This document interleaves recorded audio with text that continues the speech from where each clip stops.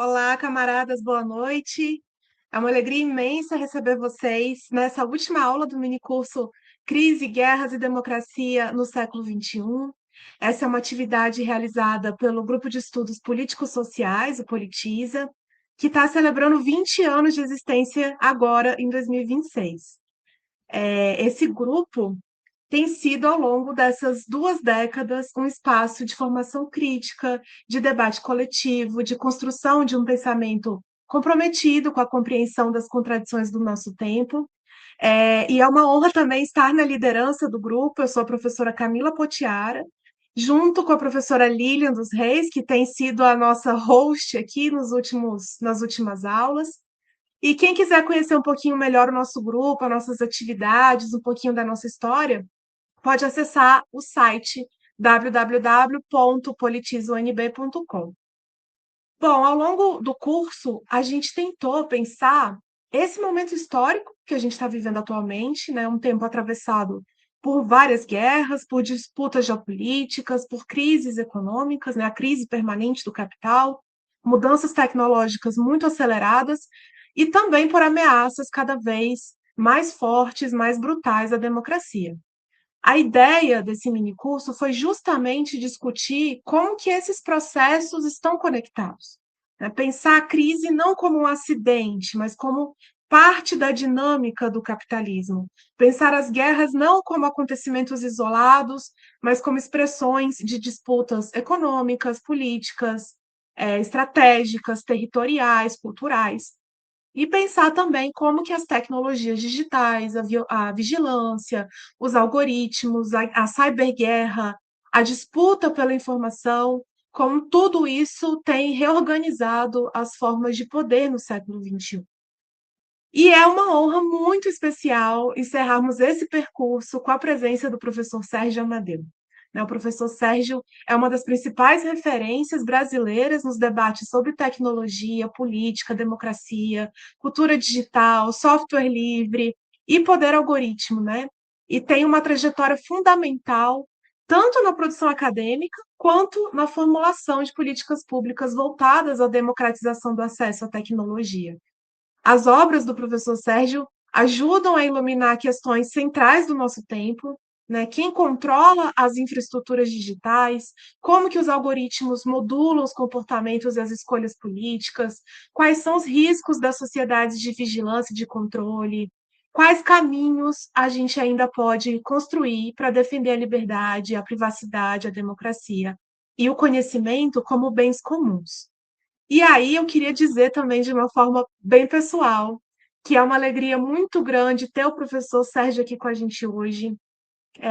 Ele é uma referência muito importante para mim, tanto intelectualmente quanto politicamente, especialmente para pensar as relações entre tecnologia, poder e democracia. Então, encerrar esse minicurso com a presença dele é muito especial. Eu quero agradecer também a presença de todas as pessoas que acompanharam o nosso minicurso, participaram dos debates, trouxeram perguntas, inquietações, reflexões. E agradeço ao professor Sérgio pela generosidade de estar aqui conosco nessa noite.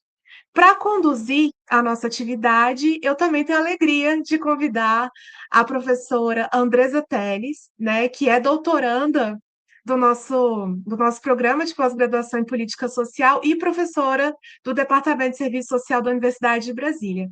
E é ela quem vai fazer a mediação da aula de hoje. Então, Andresa, muito obrigada. A palavra está com você. Um ótimo curso, pessoal.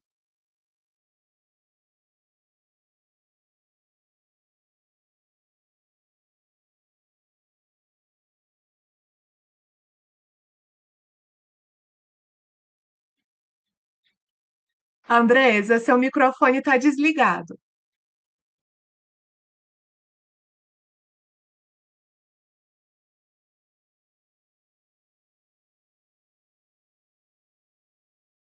Me chamo Andresa, eu sou uma mulher negra de cabelos crespos, curtos, estou vestindo uma blusa na cor vinho. E antes de dar a palavra ao professor, eu gostaria de fazer uma breve apresentação do seu currículo. O professor Sérgio Amadeu é graduado em Ciências Sociais, mestre e doutor em ciência política pela Universidade de São Paulo.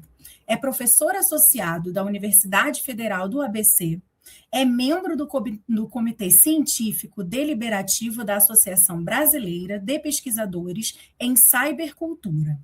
Integrou o Comitê Gestor de Internet no Brasil entre os anos de 2003 e 2005 e 2017 e 2020. Coordenou o governo eletrônico da Prefeitura de São Paulo e criou o projeto Telecentros SP entre 2001 e 2002. Presidiu o Instituto Nacional de Tecnologia da Informação, foi membro do Conselho de Administração do SERPRO e Conselho de Administração da Prodam SP. O professor pesquisa as implicações tecnopolíticas dos sistemas algoritmos, inteligência artificial e ativismo, as relações entre comunicação e tecnologia, sociedades de controle e privaticidade, práticas colaborativas na internet. O professor também integra a rede de pesquisadores Terra Comum e é autor de diversos livros, como Democracia e os Códigos Invisíveis, como os algoritmos estão modulando comportamentos e escolhas políticas. Tudo sobre todos, redes sociais, privacidade e venda de dados pessoais. Exclusão digital, a miséria na era da informação, e software livre, a cultura pela liberdade do conhecimento, entre outros. Boa noite, professor Sérgio Amadeu. Passo a palavra para o senhor, viu? Obrigada mais uma vez. Obrigado, Andresa.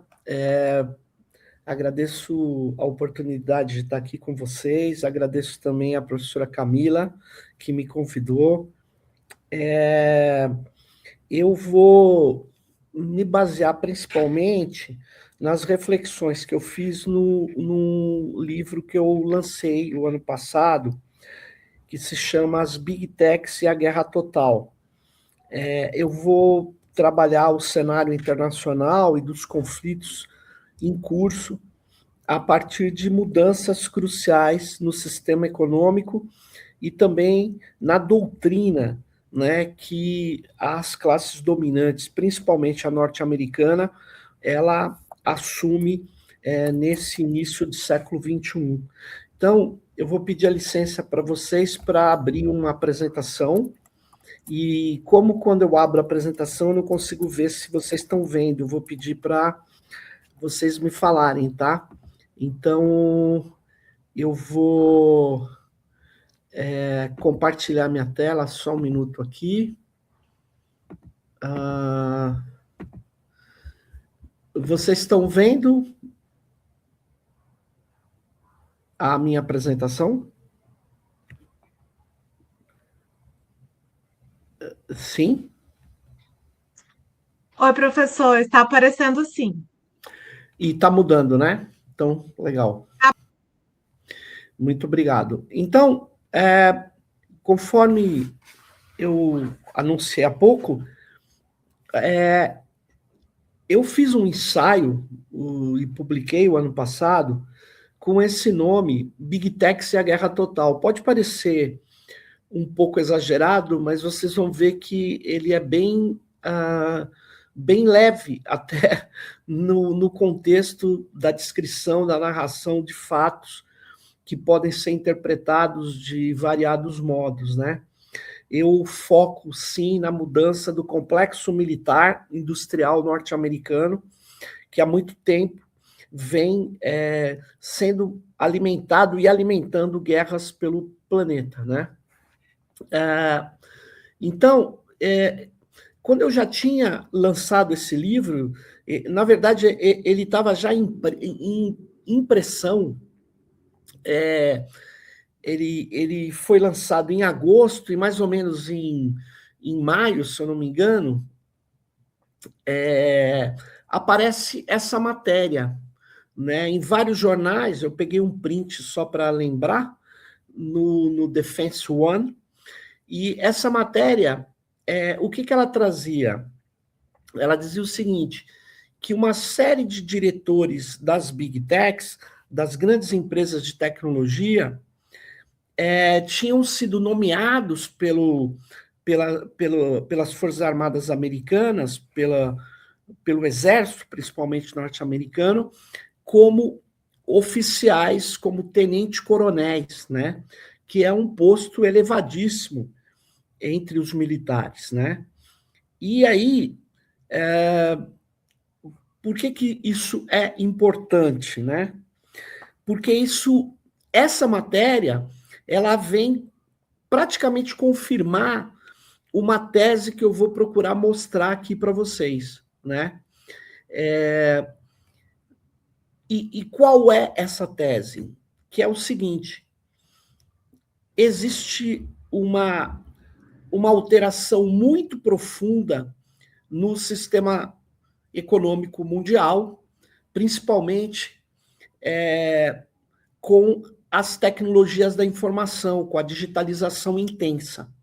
Essa digitalização intensa, ela acabou com a expansão da internet no final do século XX e início do século XXI, gerando uma quantidade de dados e metadados sobre praticamente várias áreas de mercado e de atividades humanas que estavam sendo coletados e passaram a viabilizar toda uma perspectiva que vai, inclusive, gerar depois no boom da chamada inteligência artificial, que é baseada principalmente no chamado aprendizado de máquina, que é um tipo de sistema automatizado que extrai padrões, realiza classificações a partir do uso de estatística, probabilidade,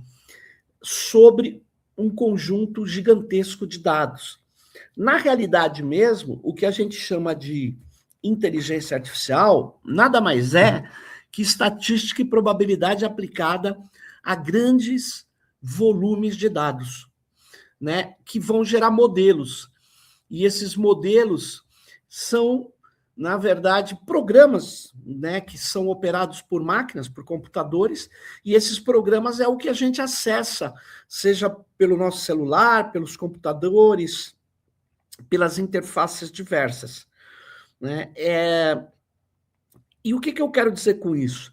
Eu quero dizer que ocorreu uma digitalização intensa, mas essa digitalização, ela levou, né, por causa de alguns modelos organizados, por exemplo, pelo Google, ela levou ao sucesso de um tratamento cada vez maior de dados, de conversão de todos os fluxos da vida praticamente em dados, né? Em dados que estariam disponíveis, que são criados o tempo todo, porque é bom que se diga que os dados, eles, apesar da metáfora, né, que dados são o petróleo do século XXI, essa metáfora não é muito correta. Ela é parcialmente correta. Os dados são importantes economicamente, eles têm o papel que o petróleo teve no mundo industrial. Só que tem um detalhe: o petróleo é um bem natural, né? O dado não, o dado é criado, não existe nenhum dado natural. O dado, ele depende de um dispositivo de criação, né? Então, essa é uma grande diferença. E isso vai inundar, né, a economia, vai ser cada vez mais usado em vários tipos de aplicações na internet, com o objetivo de capturar dados de máquina, dados de atividades e dados pessoais. Então, só para você ter uma ideia, o número de amigos que você tem na sua rede social é um dado que foi inventado, né? Há 30 anos atrás não faria o menor sentido você falar: eu tenho mais amigos que você, eu tenho 5.000 amigos, você só tem 2.000. Tudo isso, na verdade, primeiro que cria um conceito de amigo. Amigo é quem clica naquele botão e que uma pessoa aceita que a pessoa que clicou é sua amiga. Então, um conceito bem distinto de amizade. Eu, particularmente, nessas redes sociais, tenho algumas dezenas, centenas de amigos, alguns eu nunca vi na vida. Então, na verdade, os dados são criados por dispositivos e a gente os naturaliza. Mas eu vou, a partir do momento que eu localizo o dado como uma informação quantificada, criada por dispositivos, eu volto a dizer que a economia passa a ser cada vez mais baseada em dados.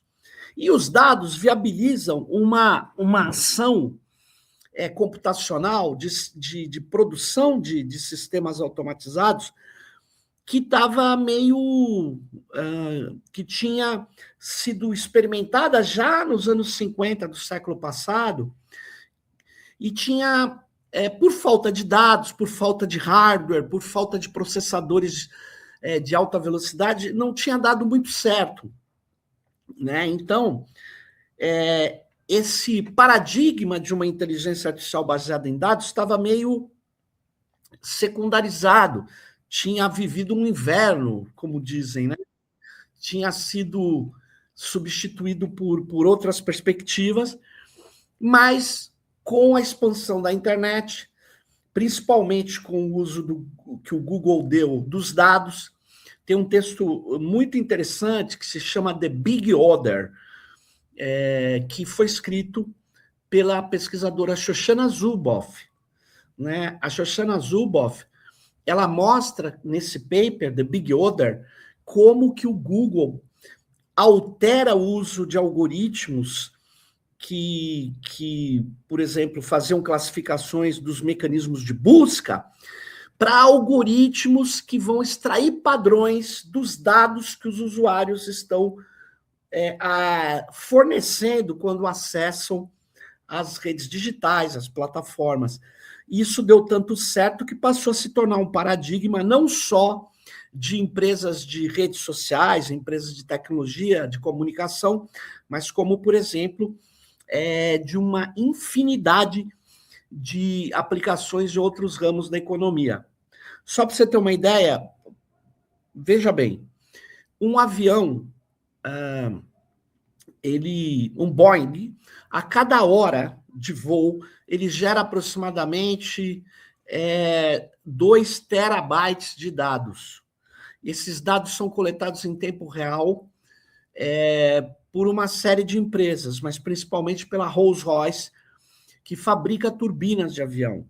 Por que isso? Porque esses dados são coletados em tempo real, eles permitem saber como está o funcionamento das turbinas, além de outras áreas do avião, e ele permite fazer uma análise a partir de modelos treinados do que seria normal, do que seria anormal, e a partir disso fazer uma manutenção preventiva, né? Porque a manutenção do avião não pode ser quando ele quebra, ele tem que ser feito preventivamente. Então, você passa a ter toda uma série de utilização de dados que vai transformar a economia numa economia que eu nomeio de dataficada ou baseada em dados. Bom, por que eu estou falando isso? Porque, olha só, isso está acontecendo em paralelo. Eu não quero estabelecer uma relação causal, por isso que eu falei em paralelo com uma retomada forte da doutrina neoliberal.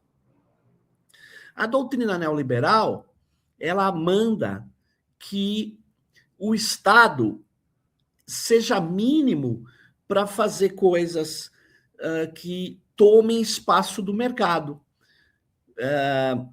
E mínimo também na ação de direitos sociais e trabalhistas.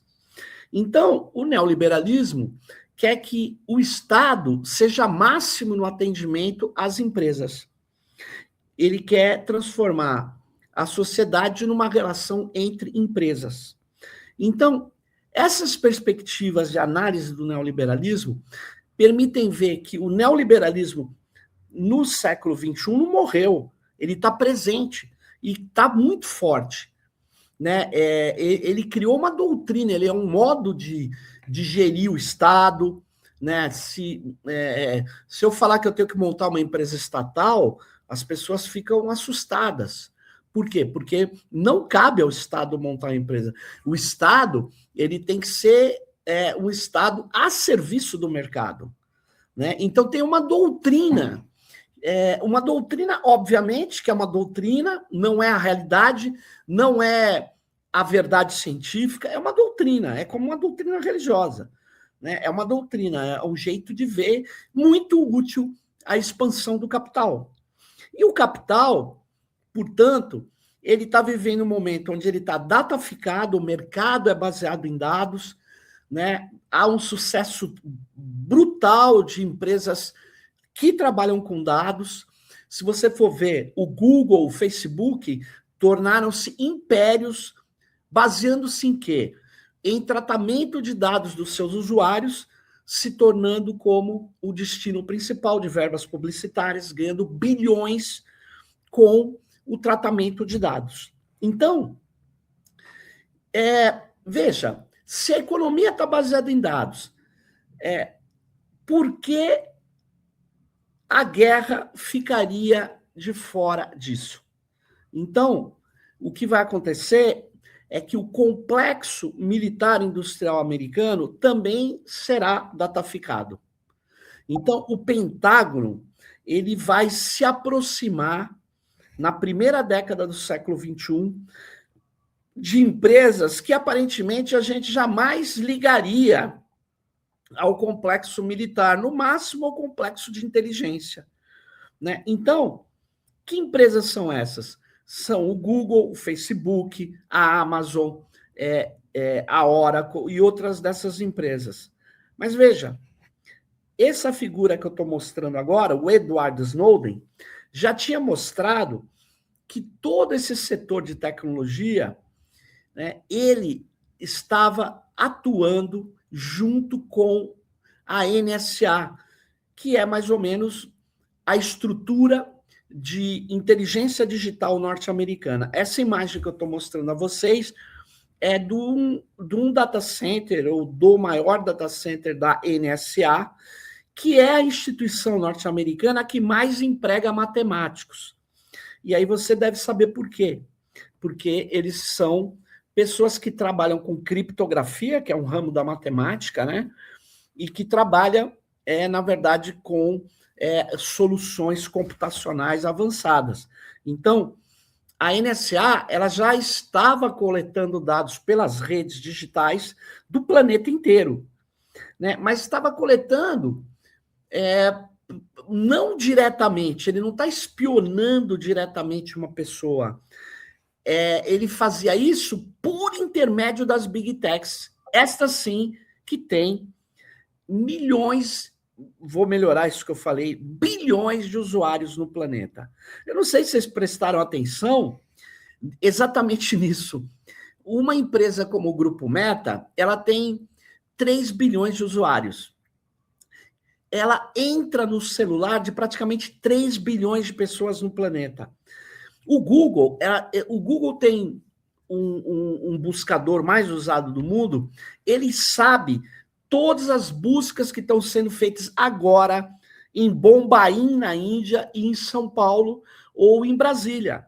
Ele sabe o que está preocupando as pessoas. Mas mais do que isso, ele não tem só buscador, ele tem e-mail, ele tem redes sociais.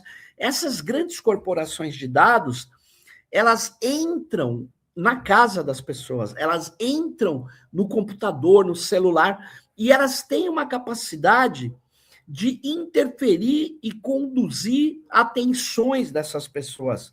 E isso está ficando cada vez mais claro. Então, a partir dessa penetração em todas as sociedades praticamente do planeta, é que os Estados Unidos usa as Big Techs como aparatos do seu poder geopolítico mundial. Então, o Snowden falou, olha, esses caras estão coletando informações e não é só de terrorista, estão coletando, eles trabalham em conúbio, em articulação com as Big Techs. E, na verdade, é isso efetivamente que acontece. Essas Big Techs, elas são empresas que fazem parte claramente agora de uma estrutura de poder, de uma estrutura de operação do poder global norte-americano. Eles não são só o soft power, para usar a expressão do Keohane e do Joseph Nye, da teoria liberal das relações internacionais. Eles não são só o soft power, eles participam do hard power, ou seja, eles participam do smart power também. Ou seja, eles participam do complexo que participa a Lockheed Martin e outras tantas empresas de produção de aviões, de armamentos e tal. E entenda por que eles participam, né? Eles participam porque eles não são, segundo a doutrina neoliberal, algo que precisa ser replicado dentro do Estado. Então, as Forças Armadas também estão submetidas à doutrina neoliberal. Então, é preciso atuar com as empresas, e essas empresas passam a ser empresas extremamente relevantes para o sucesso militar norte-americano. Essa pessoa que eu estou mostrando para vocês aí é o James Derderian. Ele me influenciou muito com esse livro, Guerra Virtuosa, e onde ele diz que ele lança um conceito, isso foi durante a guerra do Afeganistão, do Iraque. Ele mostra na guerra do Iraque, lá atrás, né, que o complexo militar industrial já não era só militar industrial, não se fabrica só metralhadora, avião e bomba. Ele era também midiático e de redes de entretenimento. Mas eu achei que isso não ficava tão claro no momento atual, por isso que eu nomeio esse complexo militar industrial de complexo militar industrial dataficado, porque ele é cada vez mais baseado em dados, né? E o James Derderian, uma coisa que eu concordo plenamente é que a guerra, ela tinha, durante o século XX todo, e no início do século XXI, essa ideia de que ela é feita por sacrifício dos Estados Unidos, virtuosismo, né? Eles vão sempre em busca da liberdade, dos grandes valores, e todos nós sabemos que isso não tem nenhum fundamento, e o James Derderian mostra isso, né? Essa guerra, ela é apresentada midiaticamente como virtuosa, né? Mas isso permanece. O que eu quero chamar atenção é que a qualificação, entender os dados, né, a coleta massiva de dados, a coleta de dados da infraestrutura de um país, de tudo que for possível da população daquele país, das máquinas daquele país, que é um alvo americano, é fundamental. Então, os Estados Unidos não para de coletar dados do mundo inteiro.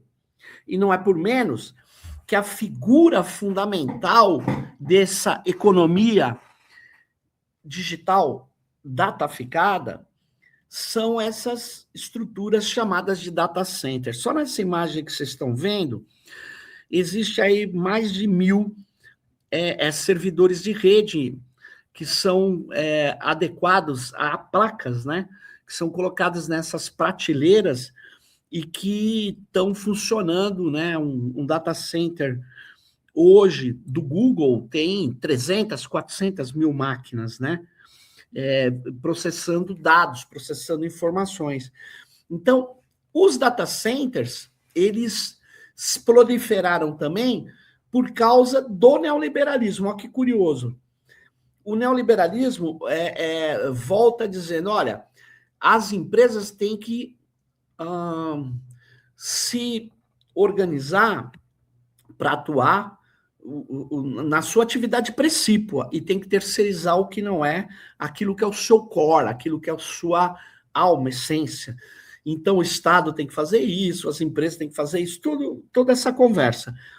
E nesse momento é que a Amazon lança em 2006 um produto que chama Nuvem. O que é a nuvem? Ele fala assim, olha, não queira montar uma grande infraestrutura computacional. Eu monto para você e você acessa remotamente. É como se ele estivesse na nuvem. Então, a nuvem é uma figura de uma expressão para você pegar sistemas, softwares, dados, informações do seu negócio, da sua empresa, do seu governo e botar, terceirizar, colocar na mão de um provedor de nuvem que vai instalar esses dados em data centers, onde essa imagem que vocês estão vendo é de um corredor de um data center, né? Mas olha que curioso. Então, até agora eu estou tentando convencer vocês de que nós estamos vivendo uma economia e uma organização social cada vez mais baseada em dados, certo? E que essa dataficação ela tem uma certa atuação conjunta, mas que não necessariamente tem uma coisa a ver com outra, ou uma nasceu da outra, mas ela atua, ela vai se ampliando muito em colaboração com a doutrina neoliberal que vai ajudando a existir a concentração de dados em provedores de nuvem, né, em países que têm uma capacidade empresarial de tecnologia maior, como os Estados Unidos, no caso a China. E, curiosamente, isso a gente não estava vendo no cenário militar. Mas olha que curioso. Eu, quando estava fazendo, há um tempo atrás, um levantamento sobre aonde estavam alocadas esses data centers, então eu comecei a olhar do Google, do Grupo Meta, da Amazon, a Amazon Web Server, AWS, e aí eu encontro no site da própria Amazon um setor e um documento. O documento assinado pela Liz Martin, diretora de negócios de defesa da AWS. Bom, eu falei, nossa, eu devo ter traduzido errado, porque o termo defesa não é igual segurança digital. Segurança digital é um termo muito comum, qualquer empresa tem que ter uma área, se ela tem muito trabalho computacional, ela tem que ter uma área de segurança digital, por causa de intrusões, invasões, defesa, manutenção do serviço, etc. Mas o termo defesa é um termo militar, em geral. E aí eu trago um pequeno trecho e descubro que a Amazon tem uma diretoria de defesa.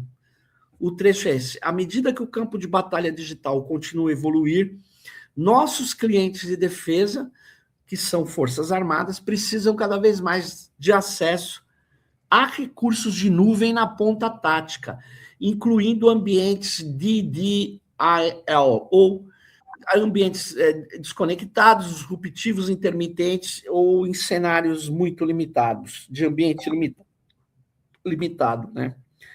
O que a Liz Martin está dizendo, o que é recursos de nuvem na ponta tática? Ponta tática é um termo militar para falar do combate em si. Então, veja, vocês devem ter acompanhado muito mais ou muito menos, não importa, a operação de sequestro mais caro do mundo, que foi do Maduro na Venezuela.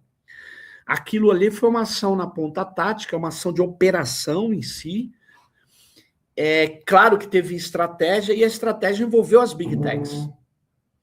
Envolveu data centers, envolveu sair com esquemas de 19 áreas diferentes, aeronaves e equipamentos diferentes, o uso de satélite, o uso de helicópteros, o uso de aviões táticos de guerra eletrônica, o uso de ataques de hackers, de ataques de guerra cibernética para retirar tudo que tivesse conectado à internet, dar uma pane. Então, tudo isso tem que ser muito coordenado. E isso é coordenado com base, cada vez mais, no uso de data centers, no uso de um aparato logístico, sistemas automatizados também, que essas empresas fornecem aos senhores da guerra norte-americanos.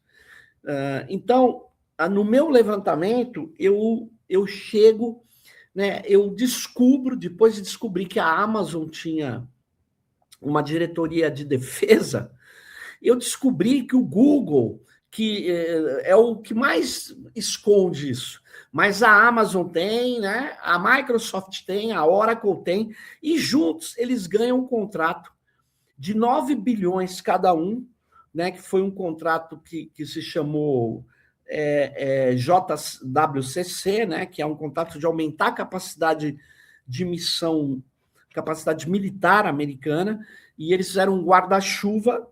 Então, esse contrato ele é de 36 bilhões de dólares e ele permite que qualquer uma dessas empresas forneça soluções de IA, soluções de data center, para quem tiver mais adequado ali para a atividade tática necessária.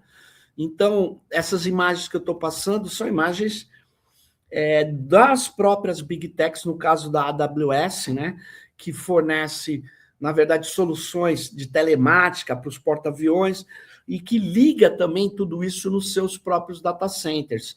E nesse Joint Warfighting Cloud Capability, né,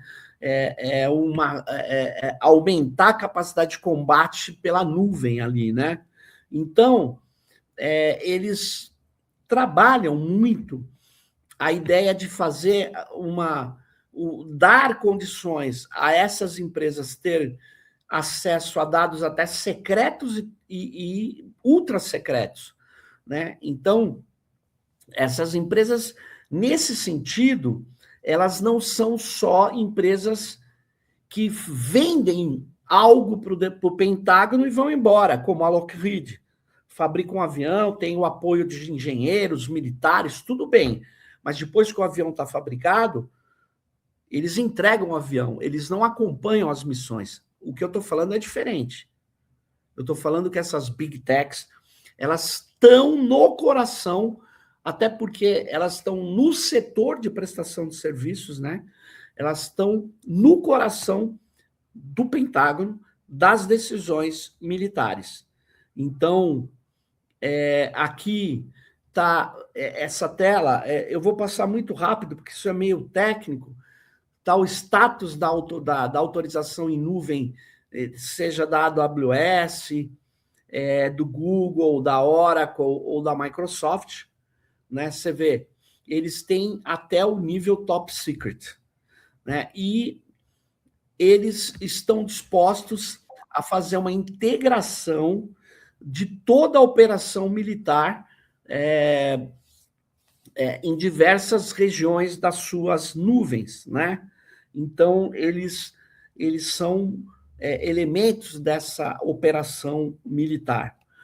Então, a Microsoft idem, ela está fornecendo uma série de serviços, né? Ela trabalha mais de 8 trilhões de sinais para as Forças Armadas Americanas, enfim, não vou... A Oracle também, estou mostrando uma outra página onde tem lá uma junção superficial, né, do que essas empresas estão fazendo nesse programa JWCC, né? Então, o que está acontecendo é que data centers de hiperescala, inteligência de máquina, trabalho com dados, compilação, análise, está sendo feita não por um departamento criado só dentro do Exército. Ele tem até soldados, especialistas, oficiais nisso, mas eles fazem um conúbio, eles fazem uma operação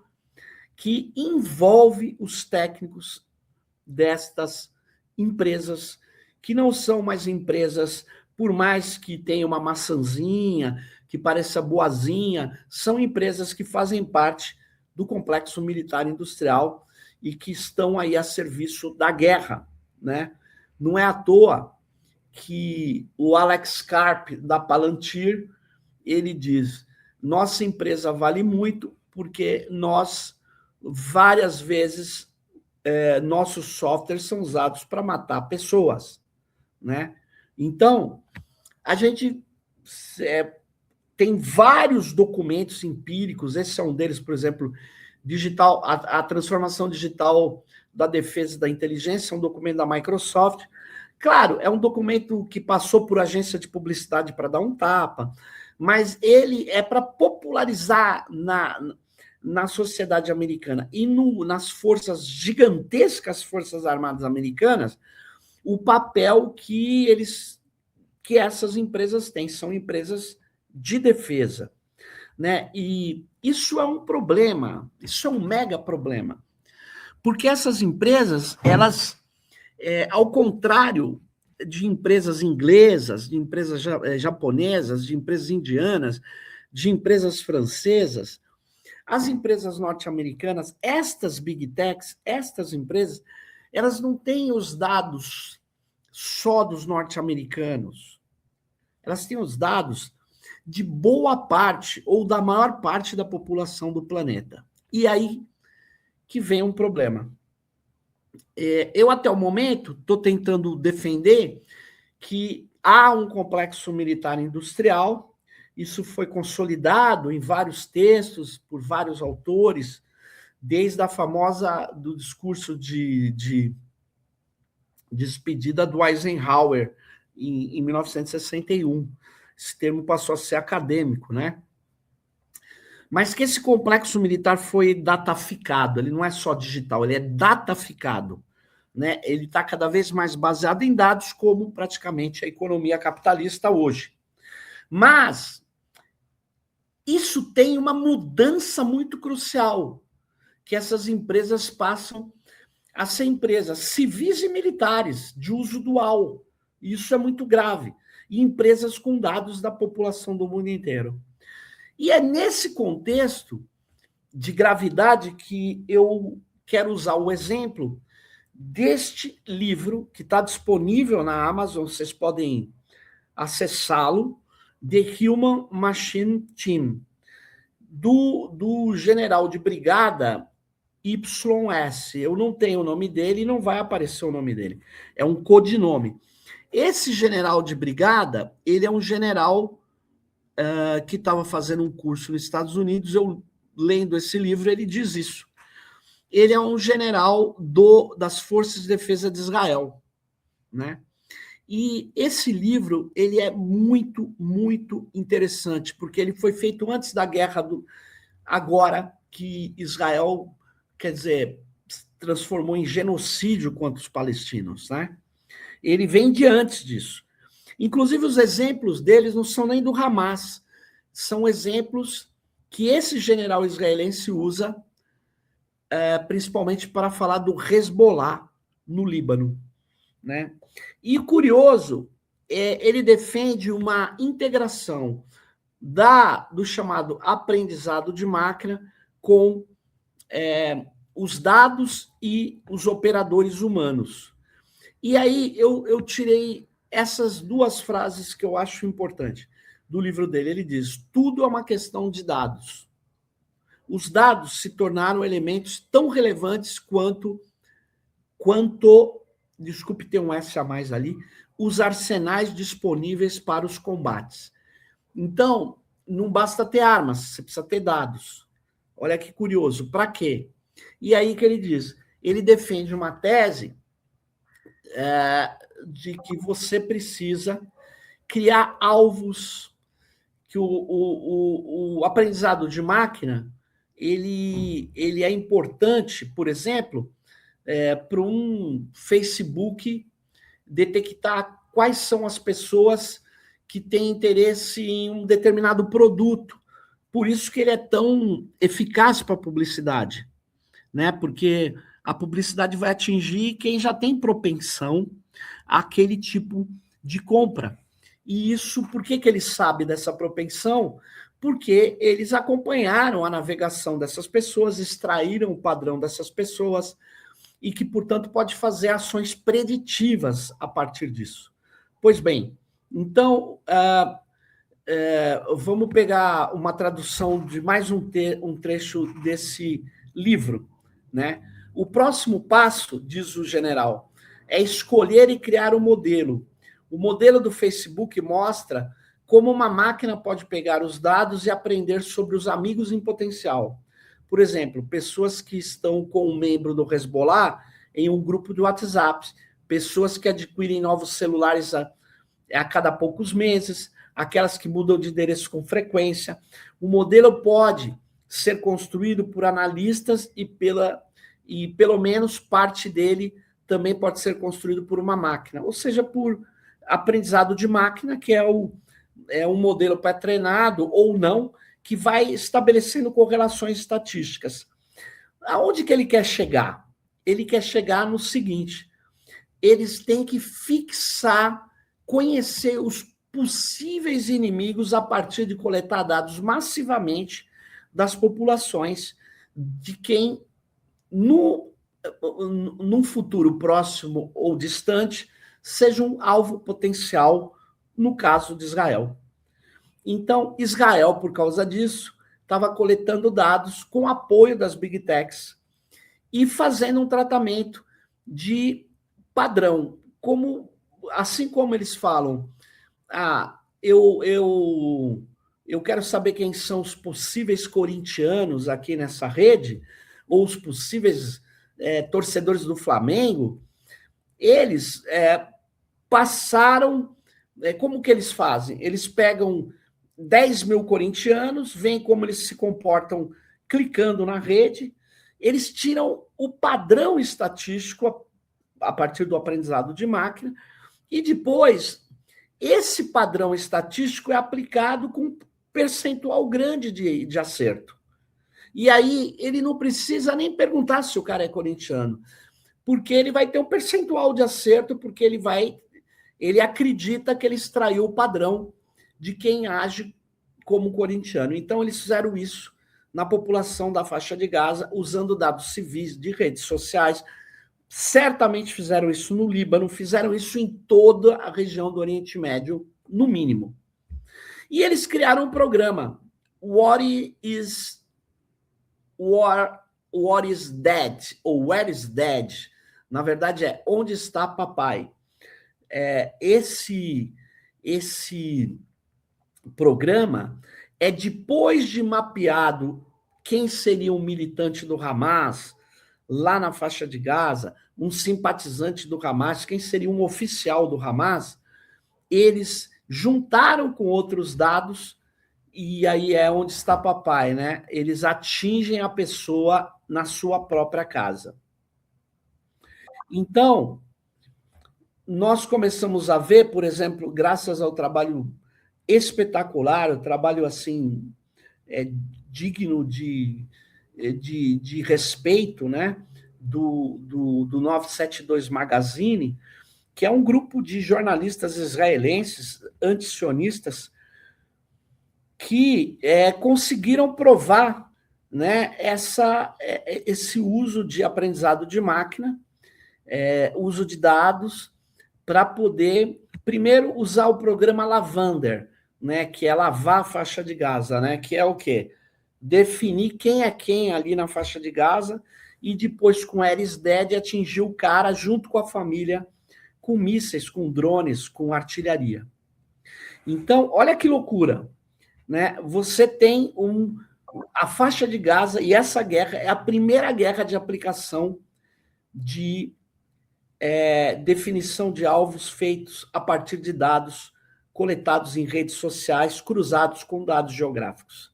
Então, eles fizeram isso é trágico, lamentável, mas isso foi constatado, né, foi consolidado. Por exemplo, essa é uma tela de treinamento do IDF, né, Israel Defense Force, né, que mostra eles falando como que eles vão atuar para fixação de alvos, né, e isso tem a ver com a ideia de atingir tudo quanto é lugar, porque eles queriam varrer a faixa de Gaza, mas, na verdade, eles passaram a utilizar os bombardeios até chegar a essa situação, que é encontrar as pessoas e assassinar as pessoas.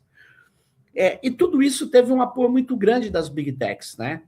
Queria só voltar um pouco. A Oracle, por exemplo, instalou data centers no subsolo em Jerusalém, porque Vocês devem ter visto agora na guerra do Irã. O Irã atingiu vários data centers de interesse americano ali no Bahrein, na Arábia Saudita, nos países aliados dos Estados Unidos. Mas não é que o Irã não atingiu o alvo civil, o Irã atingiu estruturas que estão a serviço da guerra ou a serviço da economia americana. No caso, os data centers, você imagine atingir, vou dar um exemplo, atingiu o data center do Banco do Brasil aí em Brasília, na Asa Norte. Vai dar uma pane, por mais que tenha backup, vai dar uma pane nos sistemas de pagamento, entendeu? De um banco crucial. E no caso, estou tentando mostrar, várias operações militares americanas usam muitos data centers dessas empresas, né? E como que a gente confirma tudo isso? Porque os próprios funcionários dessas empresas, eles foram os primeiros a protestarem contra o uso das tecnologias digitais, porque eles acreditavam que estavam mudando o mundo. Olha que curioso. Eles acreditavam. Então, esse é um protesto dos funcionários do Google contra o apoio que o Google vem dar ao projeto Nimbus, que é um projeto de data centers lá para as forças de defesa de Israel. Então, olha só, né, eles chamam Israel de apartheid, né? E teve várias manifestações, e eu mostrei nesse ensaio que eu escrevi, né, que quando eu me deparei que as Big Techs estavam no coração do complexo militar industrial, eu também me deparei com os trabalhadores, eles logo de cara se reergueram e lutaram contra isso. Eu não estou dizendo todos, estou dizendo muitos. Essa é uma outra manifestação. Está escrito No Tech for Militarism, e tem o movimento No Tech for Apartheid. Tem vários movimentos dessas pessoas que se sentiram enganadas, porque eles acreditavam, eu queria até lembrar vocês, o slogan do Google era como é que era? Agora não me lembro, era uma coisa assim, não faço mal, mas ele tinha uma pegadinha, eu não estou conseguindo lembrar a expressão idiomática, eu já vou me lembrar. Então, eles foram meio que... tá ali, ó, tá até na placa aqui, Don't be evil. Don't be evil. O Google mudou esse slogan, não tem mais Don't be evil, né? Nem a Microsoft, no Azure for Apartheid. Azure a Microsoft tem um provedor de nuvem que chama Microsoft Azure, e ela trabalha insistentemente também para o massacre na faixa de Gaza. Bom, curiosamente, em setembro do ano passado, a Microsoft ela rompe o contrato com a unidade 8.200 de Israel, que é a unidade de guerra cibernética de Israel, dizendo que ela viu a matéria, que eu até expus aqui num dos prints do mais 972. Mais 972 é o código de DDI da faixa de Gaza, né? Que esses jornalistas israelenses, não sionistas, eles usam como o nome do coletivo deles, é como se fosse uma agência pública, e eles fazem reportagens muito difíceis de fazer, muito sérias, e o The Guardian reproduziu as reportagens deles, e a Microsoft, curiosamente, reconheceu, mas ela disse que não sabia de nada, mas não é verdade, porque, olha só, isso aqui é de 3 anos atrás, essa imagem. Ou seja, eles já tinham sido avisados de todo o processo. Na verdade, eles atuaram para melhorar os sistemas e fazer sistemas conjuntamente com as forças de segurança de Israel, que promovem o massacre ali na faixa de Gaza, né? Então, mais recentemente, a empresa que está mais assim, como que eu poderia dizer, mais à vontade, é uma empresa que foi criada em 2004, que também se tornou uma grande Big Tech, que foi construído pelo Peter Thiel. O Peter Thiel é um dos maiores financiadores da extrema-direita mundial e norte-americana. O Peter Thiel, ele é alemão, imigrante nos Estados Unidos, filho de uma família de nazistas e que é um grande investidor nos Estados Unidos e, obviamente, um grande amigo de Donald Trump, aliado de Donald Trump. Ele e esse atual CEO dele, o Alex Karp, um cara que se notabilizou por falar coisas assim absurdamente agressivas quando ele fala nós vamos eliminar nossos concorrentes, mas não desse jeito que vocês estão pensando, é exatamente fisicamente. Então ele fala coisas absurdas, né? Ele diz que ele está numa fase mais ou menos como o Trump, que fala, eu vou tomar a Groenlândia, vou anexar o Canadá, vou invadir a Venezuela, e o petróleo da Venezuela, o dinheiro vai vir para mim. Quer dizer, é um assambarcamento, uma expropriação que não tem nenhuma áurea de estou defendendo a democracia. Ele não quer nem saber mais. Eles estão, na verdade, numa lógica onde o neoliberalismo rompeu com a democracia definitivamente. Aliás, o Peter Thiel, em 2009, falou isso. Não há mais um convívio da liberdade com a democracia. Ele disse isso, e isso é reproduzido por um dos grandes filósofos da extrema-direita americana, que é o Nick Land, no texto que é chamado The Dark Enlightenment, que eu aconselho todos que querem entender bem, que falam muitas vezes, Trump é um louco. Não, não é um louco, ele está exatamente fazendo a implosão por dentro do Estado para transformar o Estado numa empresa que não vai ter um monarca, vai ter um CEO como ele acha que está fazendo com os Estados Unidos, né?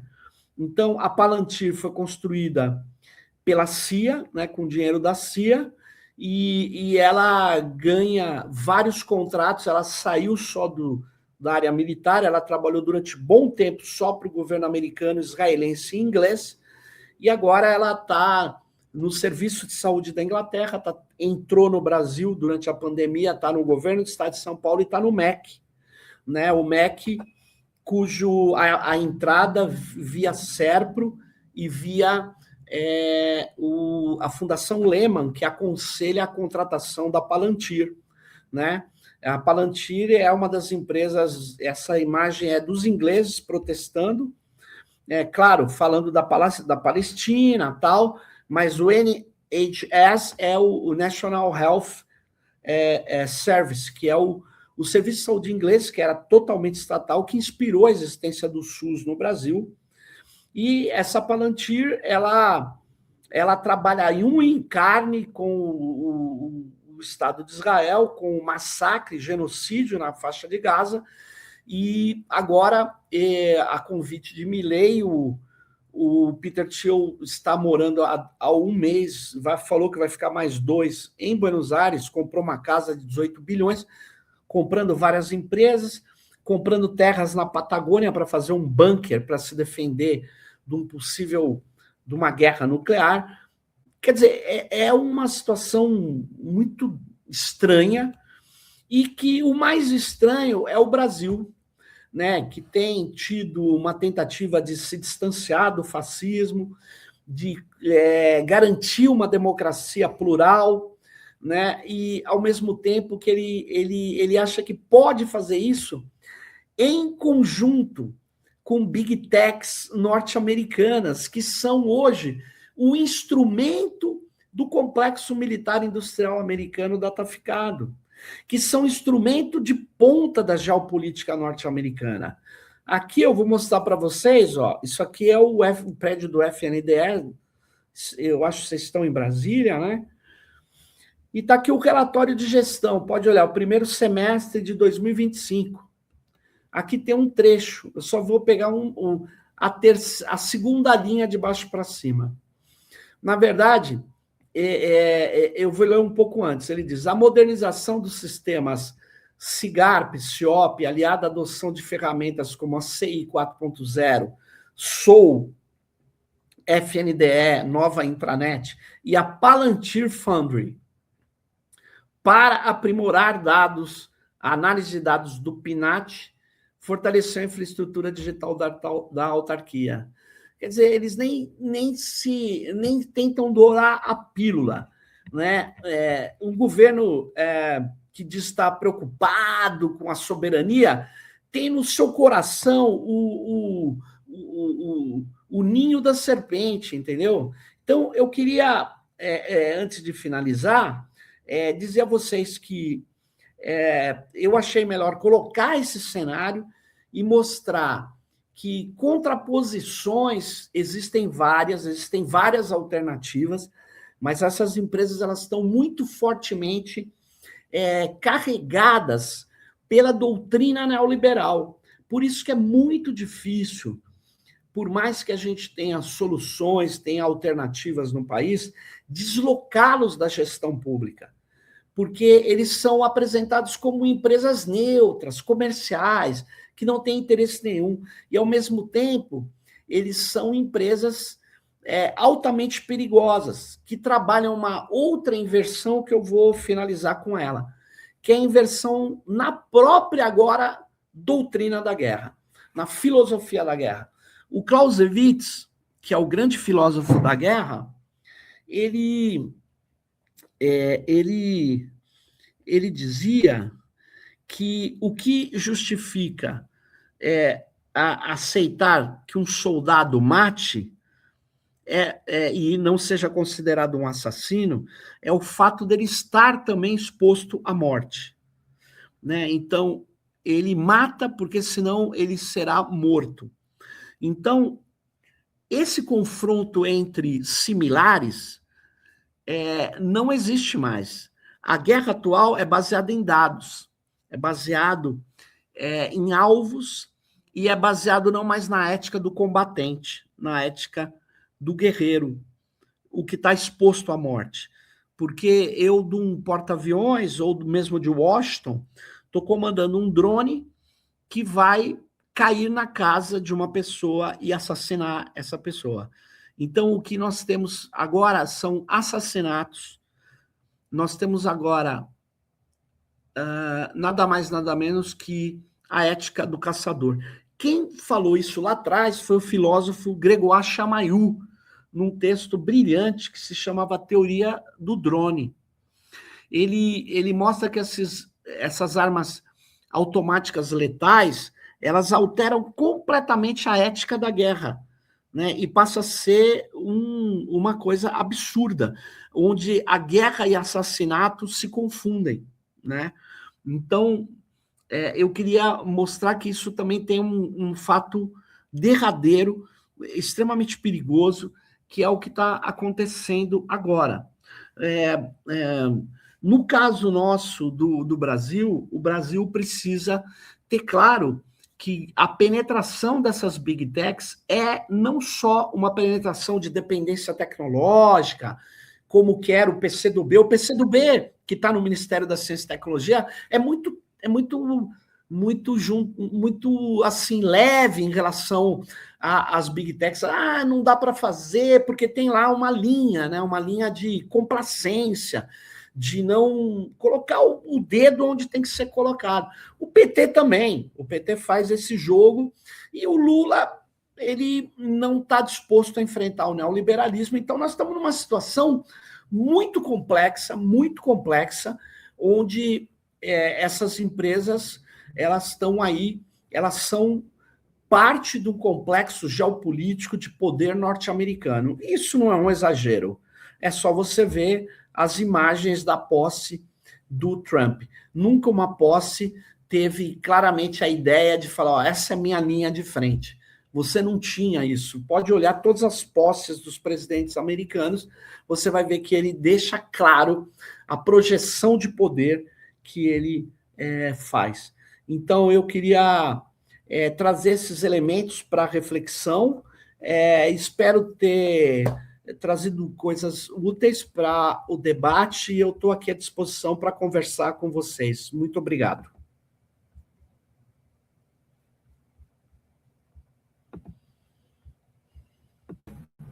Oi, professor, muito obrigada, viu, pela sua aula, foi ótima. Estamos aqui atentos. Gostaria de agradecer, né?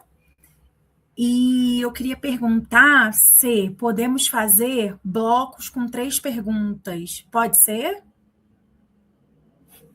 Claro, claro, eu estou à disposição aqui, sim, claro. Tá ótimo. Então, eu vou começar com a primeira pergunta, que é uma pergunta do nosso grupo, né? Pode falar? Claro.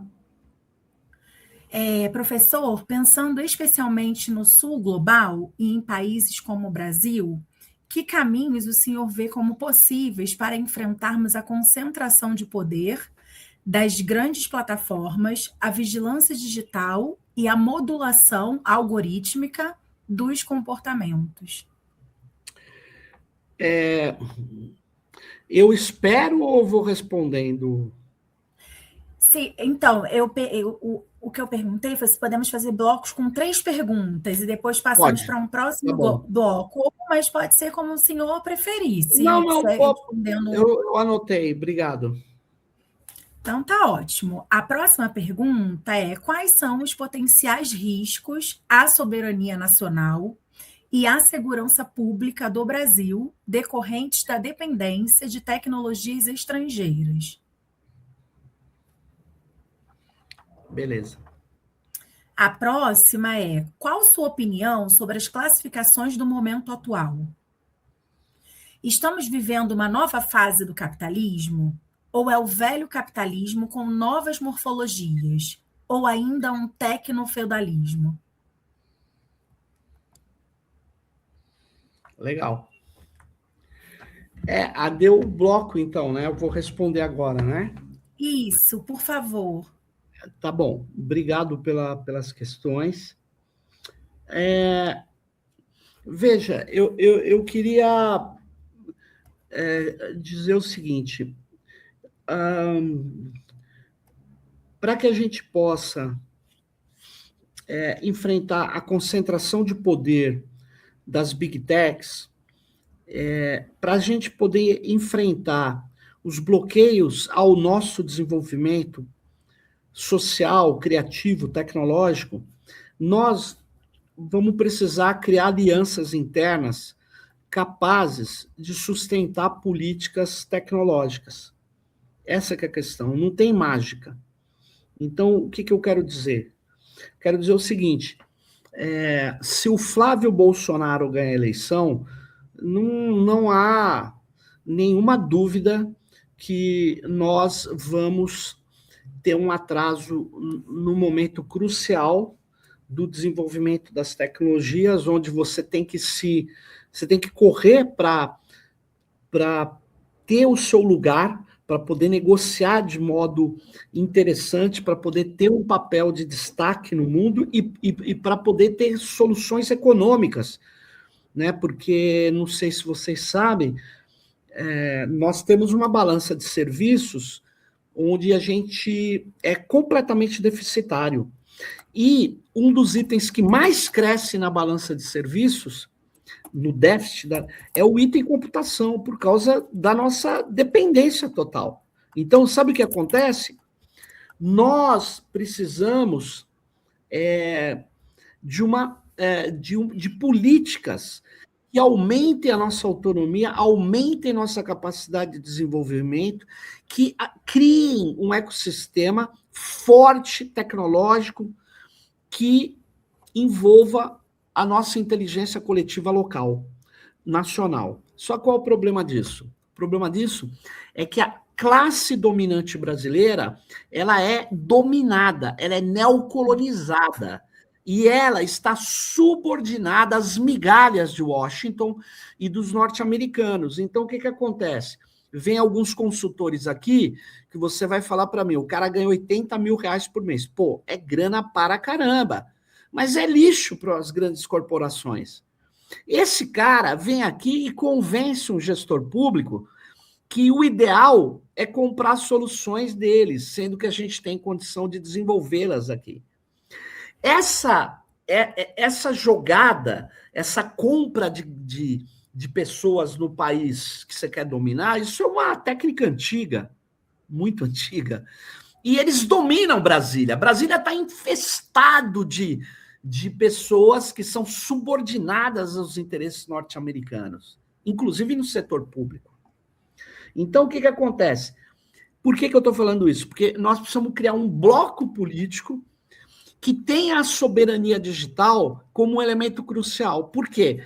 Porque sem soberania digital, nós não vamos conseguir construir uma soberania nacional, não vamos dar vazão à nossa criatividade, não vamos dar vazão à nossa inventividade, vamos no máximo estar falando, a gente é inovador. Inovador o que é? Segundo Schumpeter, é pegar a ciência e tecnologia e transformar em produtos no mercado. Só que quem vai fazer isso são as universidades deles. As nossas são secundárias. Tem uma pessoa, não vem ao caso, ela falou para mim, eu quero saber quantas notas fiscais a sua universidade gera.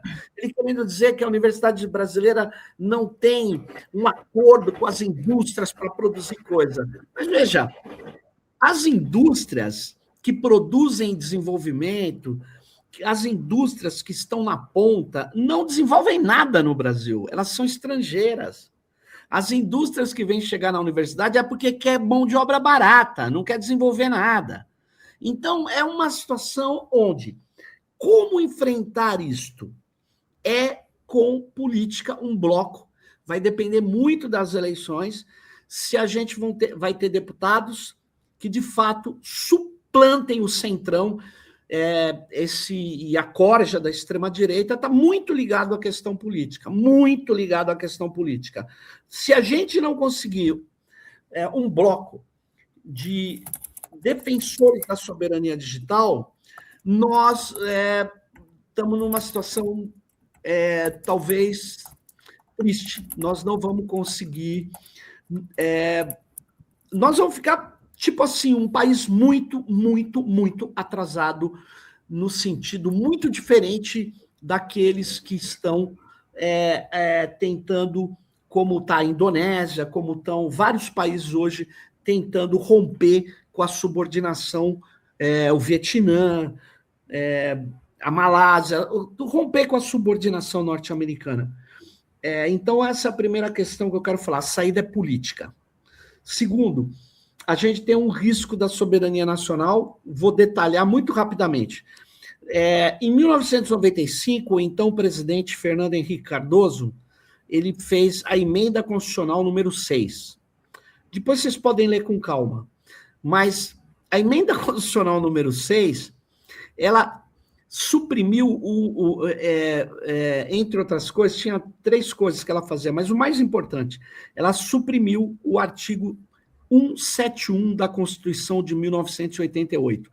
A despeito do termo 171 no Código Penal ser estelionato, 171 na Constituição brasileira era um artigo que garantia a diferença entre empresa estrangeira e empresa de capital nacional. Por que ele fez isso?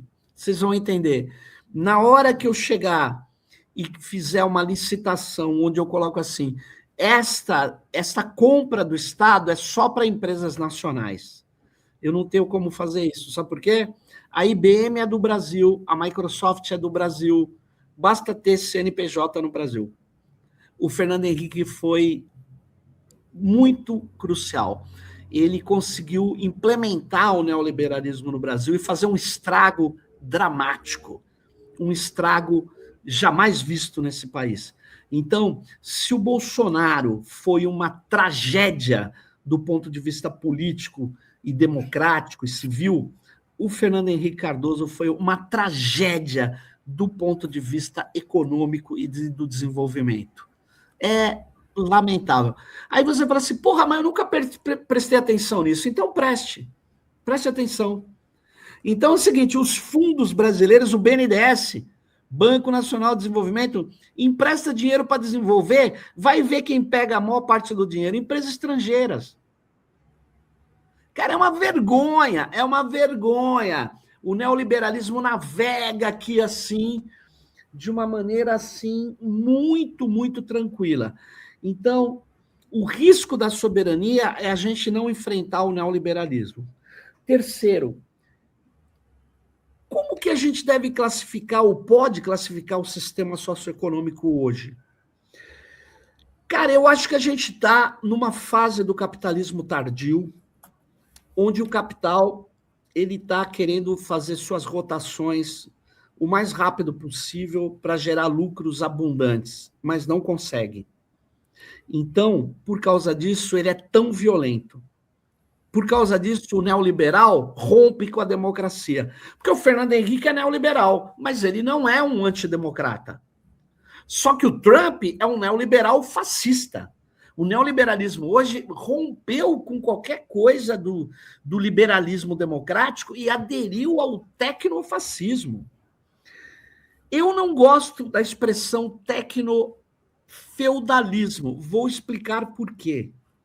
O economista Varoufakis, ex-ministro da economia da Grécia, ele tem um livro muito bem alinhavado, ele traz exemplos de fato verídicos, factuais, mas eu vou dizer uma coisa. Veja bem, ele fala que o capital hoje é um capital nuvem. E o que está acontecendo é que se estrutura, portanto, todos os demais setores do capital dependem de quase um filtro, que são esses controladores do acesso às amplas massas da população, que são essas grandes plataformas, as big techs. E aí ele diz que o que tem aqui é uma relação de servidão e também baseado em dados, isso eu concordo com ele, mas ele diz que os dados, eles são... eles geram renda, como era a renda da terra. Então, essas big techs controlam grandes usuários que, para que as outras empresas acessem, depende dessa mediação digital que é controlada pelas big techs. Portanto, eles controlam o acesso e vivem de renda, como era a renda da terra para o Marx. Ele não produz nada, ele só vive do controle ao acesso. E que, portanto, a renda suplantou o lucro para ele. E o mercado está secundarizado. É meio contraditório. Porque por que as pessoas, então, acessam via essas grandes corporações? Para acessar os compradores, consumidores. Então, o mercado não foi suplantado. O feudalismo é um regime não mercantil. O feudalismo é um regime político-econômico de quase que de encolhimento e de uma economia misturada com a política, de fragmentações. Eu não estou vendo fragmentação. Eu estou vendo uma concentração brutal de riqueza e de dados que eu nunca vi na vida.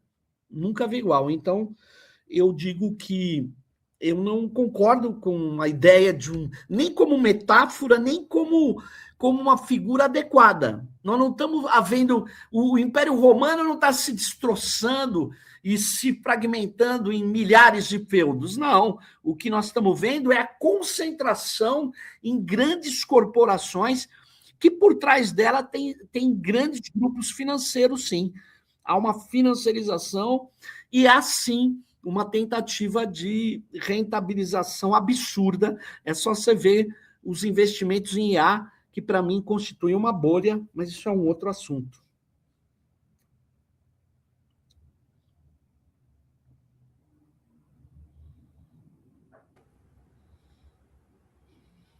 Oi, professor.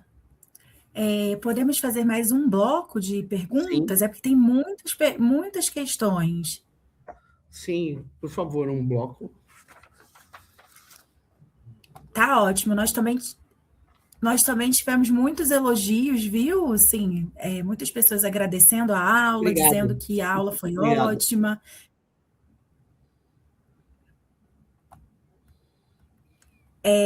Agora eu vou ler aqui o próximo bloco, vou iniciar, viu? A Amanda perguntou: quais caminhos o Brasil pode adotar para desenvolver sua atuação digital e tecnológica de forma ética, sem associar ou depender das grandes empresas de tecnologia globais? Tem mais uma questão. Na sua opinião, quais os maiores riscos das Big Techs para a democracia? Tem uma outra questão aqui. Lissane fala: professor, se os controles geopolíticos estão hoje ligados às inteligências artificiais, se as maiores Big Techs estão nos Estados Unidos, existe algum país que possa ameaçar a hegemonia desse país? Pode fazer mais 2 perguntas, professor? Claro, Você prefere que claro, faça uma claro, outra? Pode? claro. Então, beleza. Professor, muito obrigada pelas colocações. Poderia pontuar a questão da tecnologia para a gestão das políticas sociais? A próxima é da Raquel. Professor, existe a possibilidade, mesmo que ínfima, de dos Estados Unidos invadirem o Brasil, como fez com a Venezuela, com a desculpa de combate ao terrorismo do PCC, do PV, do CV? São essas. Viu? Tá. Obrigado. Obrigado, eu vou responder, vou começar pela ordem, né? A Amanda, né? Olha, Amanda, olha que curioso, né? Eu vou falar uma coisa para você. Ninguém pede ética na aviação civil, ética na fabricação de carros.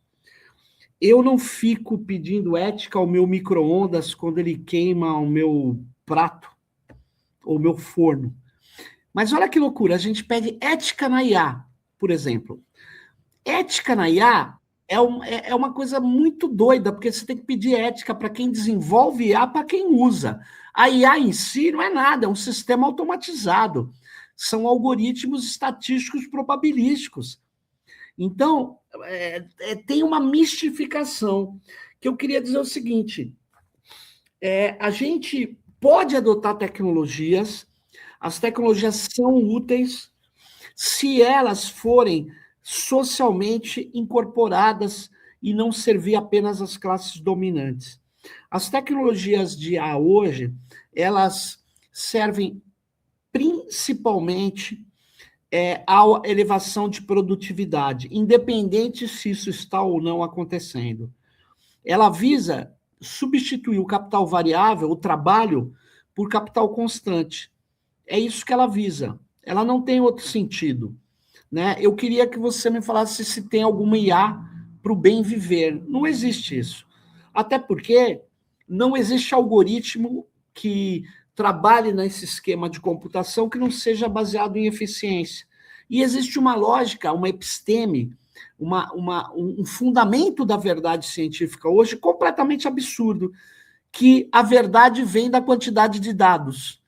Ora, queria chamar a atenção de você que dados, que é a base da IA realmente existente, os dados podem nos esclarecer inúmeras correlações, mas eles muitas vezes podem ser cegos diante da causa, porque a causa muitas vezes não está onde você está coletando os dados dos efeitos. A causa está em outro lugar.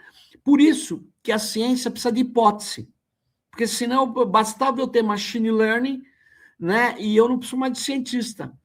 Por quê? Porque sem hipótese eu não consigo encontrar o caminho onde eu vou investigar. Então, o que nós estamos vivendo hoje é uma mistificação muito útil às grandes corporações. Então, eu queria dizer o seguinte, a gente pode colocar a bola no chão, nós podemos desmistificar a IA, eu sugiro, inclusive, que vocês leiam um texto do Matteo Pasquinelli, que não tem em português ainda, mas eu acho que vão traduzir, se chama The Eye of the Master, Os Olhos do Mestre. Cara, é a história social dessa tecnologia transversal que nós chamamos de inteligência artificial, que não é nem inteligente e muitas vezes requer tanto trabalho humano que a gente chega a ser exagerado chamar de artificial. Mas ela é artificial, obviamente, mas eu queria dizer o seguinte, a gente precisa desenvolver soluções que sejam adequadas à nossa realidade também, né? E para isso nós precisamos nos libertar epistemicamente, libertar o nosso conhecimento e achar que só os americanos produzem alguma coisa. Não produzem. Nós temos que olhar a nossa inteligência, a nossa realidade, e eu acho que a gente pode ganhar muito com isso, né? A segunda questão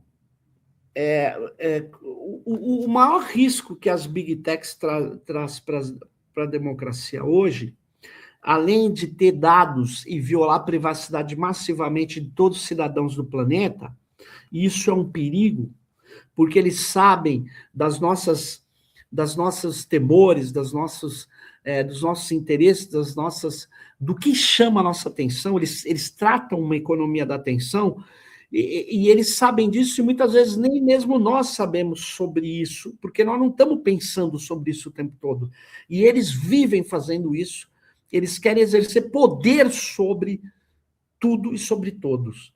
Então, a concentração do poder sempre foi algo muito, muito perigoso para as democracias. Mas o que é mais perigoso ainda é que eles, no caso concreto hoje, essas big techs, você vê, não dá para fazer campanha eleitoral no Brasil sem usar uma big tech hoje. Porque a maior parte das pessoas estão lá, com contas e tal e tal. E aí, sabe o que acontece? Você me garante que eles vão ser comerciais e neutros nessa campanha eleitoral? Ou eles estão impulsionando os conteúdos da extrema-direita? Essa é a questão. Não sei. Não, nem eu nem você vai saber. Só eles vão saber. Começa daí. Se só eles sabem, então, sabe o que vai acontecer? Eles não são confiáveis.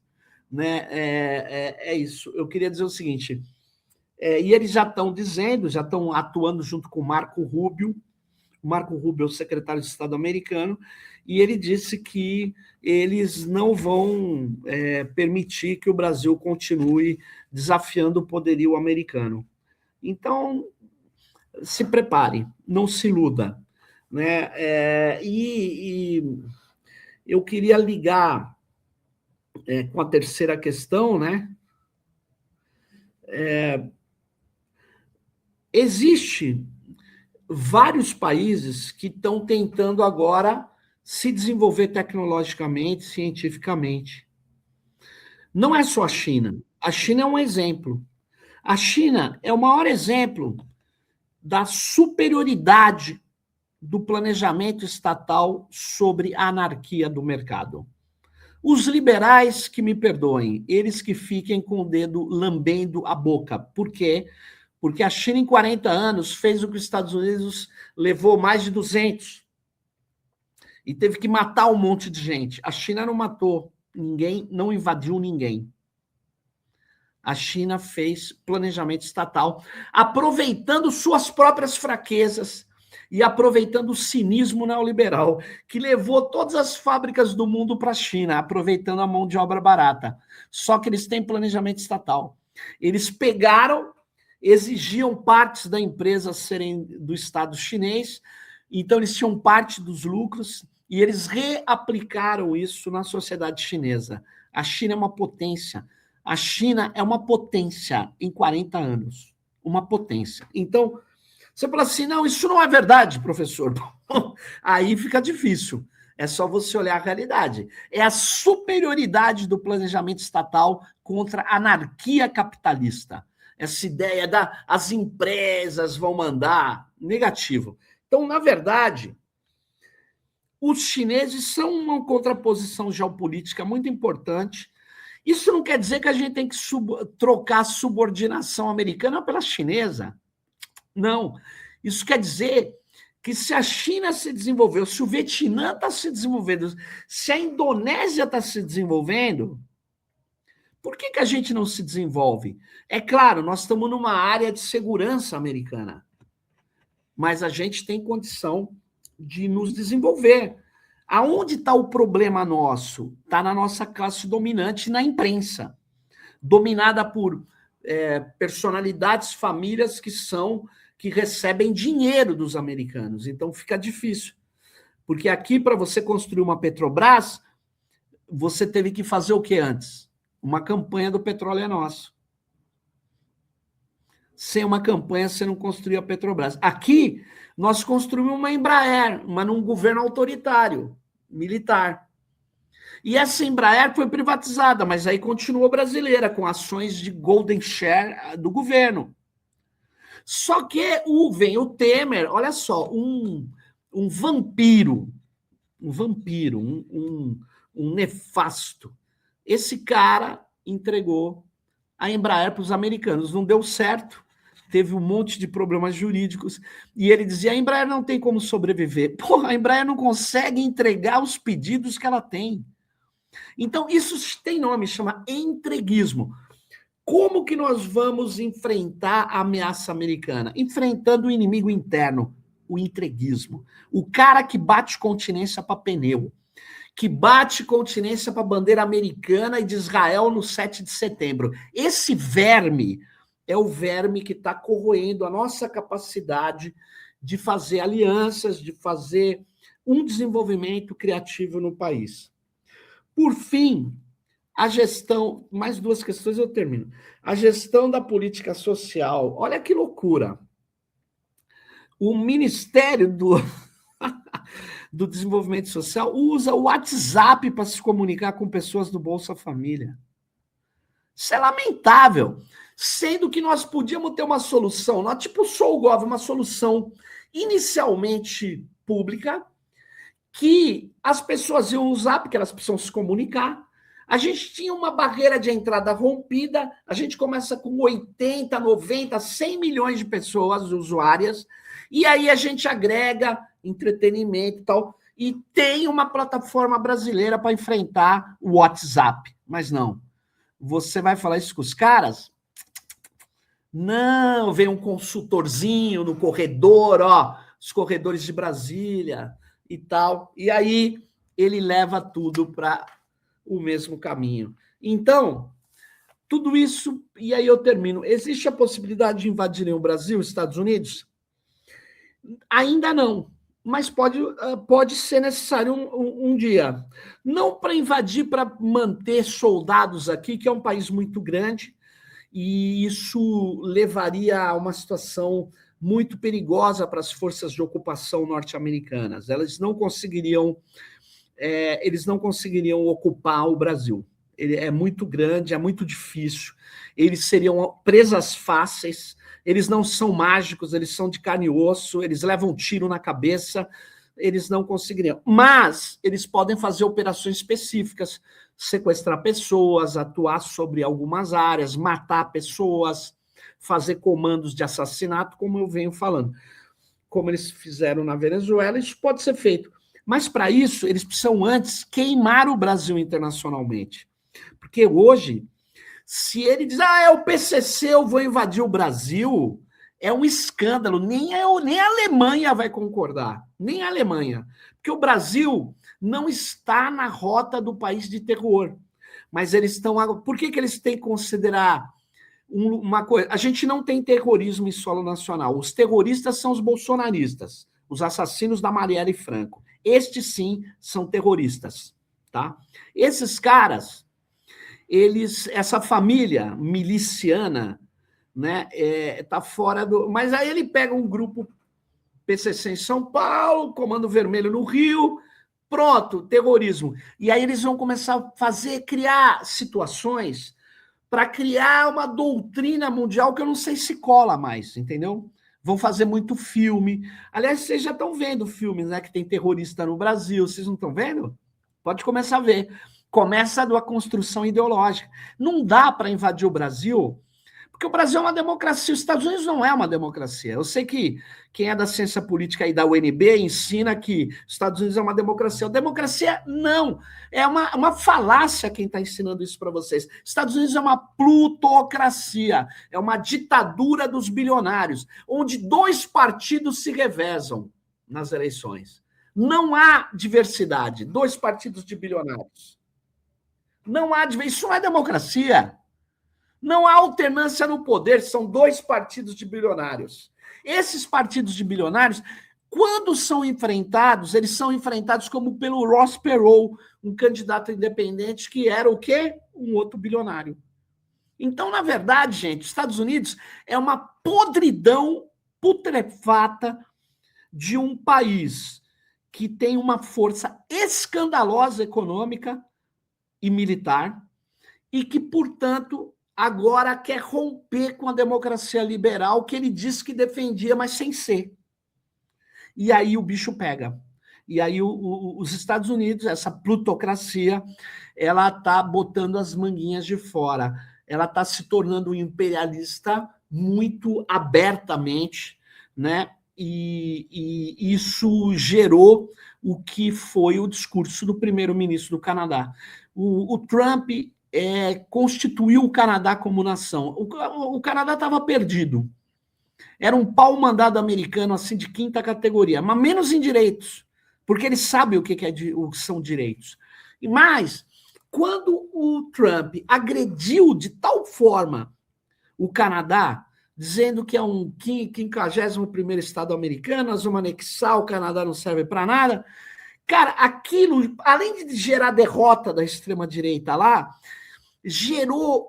caiu a ficha nos canadenses. Nós estamos do lado um país que é um país de drogados, um país que não tem serviço de saúde, um país onde a pessoa quebra o braço, ela fica devendo $40 mil. Muitas vezes ela morre lá na frente sem ter pago a operação que ela teve quando era jovem. É um país, um lixo, uma escória. Estados Unidos é escória. E não é modelo mais para ninguém, entendeu? Só que tem os maiambeiros, os caras que viram que eles roubam o mundo inteiro, a classe dominante americana, constrói aquelas coisas fake lá, e eles ficam lá todos adorando aquilo. Esses maiameiros que tem aqui no Brasil, eles são a base para uma incursão militar e para dizer que o Brasil é um país que não presta. O Brasil, inclusive, já nos indicadores liberais, já estão se mostrando um país muito mais democrático que os Estados Unidos. E aqui tem uma coisa que eu vou falar para vocês. Se um presidente brasileiro, ele pode fazer isso ilegalmente, mas se ele escrever uma ordem para mandar matar um inimigo estrangeiro, esteja onde estiver, ele vai ser condenado por homicídio. O país respeita direitos humanos. Os Estados Unidos, o Obama assinou 2.400 execuções de drones. O Obama é um assassino. Ah, professor, mas ele é negro. Assassino, não importa a cor. Assassino. Obama é uma farsa. Ele não é do movimento negro. Ele é uma farsa que apoia o Estado genocida de Israel. Então, eu queria terminar agradecendo muito essa oportunidade de dialogar aqui com vocês. E é isso, eu tenho essa visão. Eu recomendo fortemente que vocês leiam o livro do Matteo Pasquinelli, né, Os Olhos do Mestre, ou The Eye of the Master, e também um livro que se chama Atlas da IA, da Kate Crawford, que é maravilhoso, e a gente está vindo aí com outras publicações sobre soberania e tal, mas vamos em frente. Obrigado aí pela oportunidade, espero que tenha sido útil para a reflexão de vocês. Professor, nós que agradecemos, viu? Só tem uma questão que não é para o senhor desenvolver, mas tem uma questão aqui, antes de encerrarmos, de agradecer. Uma pessoa no chat perguntou Será que o professor tem o relatório do Fundo Nacional de Desenvolvimento da Educação? Pelo que estou pesquisando, foi retirado da página e gostaria de ter acesso ao material. Não, o relatório que eu tenho, a única coisa que fala é aquele trecho que eu coloquei. O que eu posso fazer para mandar para a professora que foi a Camila, né? A Camila, eu mando a apresentação para ela. Eu vou ver se eu tiver aqui esse PDF do relatório, porque eu li, o relatório não é tão extenso, e ele não fala mais em nenhum outro lugar. Mas a Palantir, só para explicar para essa pessoa, na verdade é o seguinte, a Palantir não tem contrato com eles, sabia? Olha que sacanagem, desculpa o termo. O FNDE tem contrato com o Serpro. O Serpro tem parceria com a Amazon. E a Amazon tem a Palantir no rol de serviços disponíveis para o Serpro. Então, eles conseguiram contratar a Palantir sem contratar a Palantir, eles contratam o Serpro. Tem uma matéria na Carta Capital muito legal, onde o jornalista entrevista as pessoas, e essas pessoas, o cara do Serpro fala, não, mas eu tenho uma parceria, a Palantir vendeu eu pago a Amazon, porque quem me manda pagar a Amazon é o FNDE. Então, é um absurdo, cara. É um absurdo. O que é uma operação muito, muito maléfica e que, a despeito do Serpro ter melhorado, porque o cara que estava lá anteriormente, agora ele é diretor da CAI, ele ganhou uma promoção. O presidente que consolidou essas coisas, agora ele saiu do Serpro e foi ser vice-presidente de pessoal que cuida da área de TI lá na Caixa. Então, a coisa não é boa, né? Além do cara ser ligado ao Greca do Paraná, ele disse que é do PT e tal. Mas é aquele jogo, né? Esse cara, ele tá lá na Caixa porque tá fazendo o trabalho das Big Techs, né? É lamentável. Agora, quem indica esses caras, né? A grande pergunta que não quer calar, né? Eu não entendo, né? Eles se fazem de grandes caras, mas são pessoas que, lamentavelmente, bom, você vê, né? O MEC, né? Passou 4 anos e não tirou os dados dos nossos jovens, do desempenho escolar dos jovens da Microsoft fora do Brasil. Entendeu? As universidades A UNB, onde estão os dados da UNB? Os repositórios de pesquisa. Onde estão os dados dos e-mails? Sabe onde estão? Ou estão com o Google, com a Microsoft ou com a Amazon. Porque não tem mais aqui no Brasil. O MEC não precisava ter um por universidade, mas podia fazer data centers federados. Você fala isso, o cara faz de conta que não ouviu o menino lá, o ministro que veio do Ceará, que agora saiu, deixou sei lá quem. Eles fazem de conta que não ouvem, que isso é uma questão irrelevante. O que é relevante para o MEC? Entregar os dados do desempenho escolar dos jovens brasileiros para as Big Techs fazerem machine learning? É isso que é relevante? Alguém tem que perguntar para esses caras do MEC. Agora, isso num governo que tenta manter a democracia. Imagine se for o governo do Flávio Bolsonaro. Aí tudo isso que eu falei não faz o menor sentido, porque ele é a intervenção americana. É um salafrário, um cara o cara que fazia rachadinha com os funcionários, e é gozado, o cara continua aí, livre, leve e solto.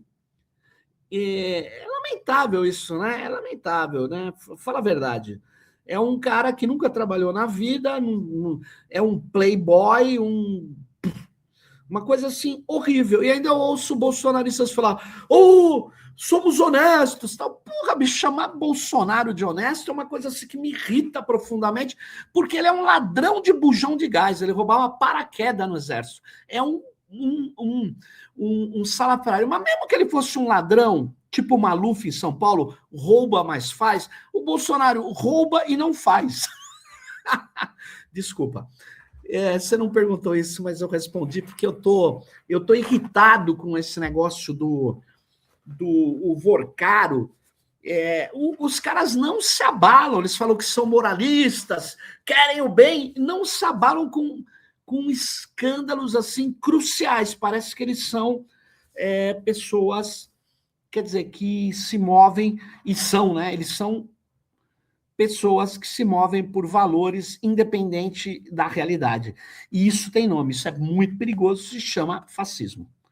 Obrigado, desculpa ter me alongado, agradeço muito poder estar aqui com vocês. Estou à disposição sempre que eu puder, minha agenda é bem difícil, mas eu gosto muito de discutir, gosto muito de interagir, e eu sou professor da Universidade Federal do ABC, e tem um podcast Tecnopolítica, se vocês puderem seguir no Instagram, em tudo quanto é lugar, dá força para a gente driblar os algoritmos aí, que é meio difícil, mas a gente usa os caras para poder divulgar as nossas ideias. Obrigado. A gente que agradece, viu, professor? Agora a professora Camila vai entrar aqui para despedir do curso, viu? Mas muito obrigada pela excelente aula. Tivemos inúmeros elogios. Obrigado, viu? Obrigado, Andresa. Gente, chegando ao fim aqui da nossa atividade de hoje, eu queria começar agradecendo muito ao professor Sérgio Amadeu pela belíssima aula que você nos ofereceu, professor. Eu acho que foi um encerramento perfeito para o nosso minicurso, né? Porque a fala foi didática, apaixonada, né? E super bem fundamentada. E isso nos ajuda a compreender como que as disputas em torno da tecnologia, dos algoritmos, da informação, da vigilância, da inteligência artificial, não são questões separadas, né? Da política, da economia, da guerra, da democracia. Pelo contrário, né? Como você mostrou hoje na aula, são dimensões centrais para a gente entender o mundo que a gente está vivendo. E esse entendimento é parte do processo de resistência. Né? Eu sempre costumo falar que a gente tem que conhecer o tamanho do monstro, senão a gente não vai conseguir lutar contra ele. Então, vamos conhecer. Então, professor, em nome do Politiza, fica aqui o nosso agradecimento pela disponibilidade, pela contribuição tão importante, e a nossa vontade expressa aqui da gente firmar essa parceria, ter outros momentos de diálogo, de debate. Também queria agradecer a Andresa Teles pela mediação, pelo cuidado na condução da conversa, por nos ajudar a organizar esse espaço de diálogo. Algumas perguntas, infelizmente, não puderam ser feitas, pessoal, mas a gente vai ter outras oportunidades. Os livros do professor estão aí à venda também, para a gente poder ler os textos dele. Eu agradeço a nossa equipe, é uma equipe grande que está aqui nos bastidores, nos ajudando, a professora Lilian, que lidera comigo o Politiza, e os estudantes de graduação e pós-graduação, o Evelyn Campos, Amanda Correia, Rodrigo Chaveiro, Josiara Pereira, Ingrid Ribeiro, Milena Barros, estão todos aqui, sempre ajudando na mediação, nas perguntas. Obrigada também a todas as pessoas que estiveram conosco hoje em todos os outros encontros desse minicurso Crise, Guerras e Democracia no século XXI. A gente ficou bastante receoso de fazer esse debate, porque a gente decidiu muito em cima, foi muito difícil acessar os professores, mas que bom que deu certo. A gente, no fim das contas, ficou com 3 grandes aulas que vão ficar gravadas no YouTube, para que a gente possa voltar a elas sempre que possível, né, para aprender mais, para pegar alguma outra informação que passou. Agradeço as perguntas, gente, as contribuições de vocês foram fundamentais para que esse curso acontecesse como espaço vivo mesmo de reflexão coletiva, né? E esse minicurso, ele teve um significado muito especial para nós, porque, como eu disse, ele acontece no ano que o Politiza completa 20 anos, né? A gente fundou o Politiza em 2006, então são 2 décadas aí de resistência dentro da universidade, e para o grupo seguir construindo espaços de formação crítica, de debate público, de diálogo com as diferentes áreas do conhecimento, para a gente é uma forma de reafirmar também a importância da universidade pública, do pensamento crítico, da participação democrática. Então, a gente espera que os debates desses encontros eles sigam reverberando nas pesquisas de vocês, nas salas de aulas, nos espaços de militância, de trabalho, de organização coletiva de cada um que participou. Eu desejo, então, a gente uma ótima noite para todo mundo e a gente segue em diálogo, tá bom? Tchau, pessoal. Beijo e até o próximo Beijão. mini curso do Politiza. Tchau.